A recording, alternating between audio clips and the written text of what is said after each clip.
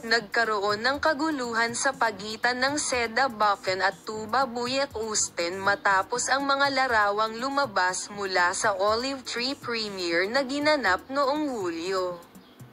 Nang hindi na ipasa ang mga post ng duo na walang problema, kanino man, pumasok ang master actress na si Fusen Demirel. Noong ika-9 ng Hulyo, isang video mula sa premiere ng serye ang bum-alot sa social media.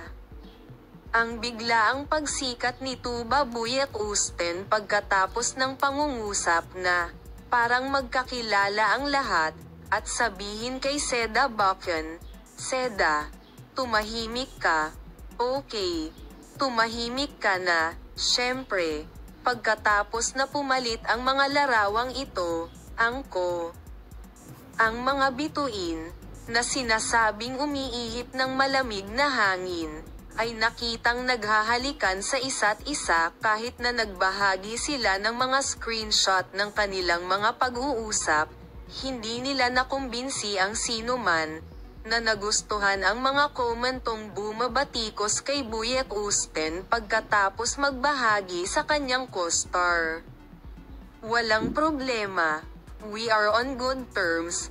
Tanong, "Anong nangyayari ngayon?" sabi nito sa akin.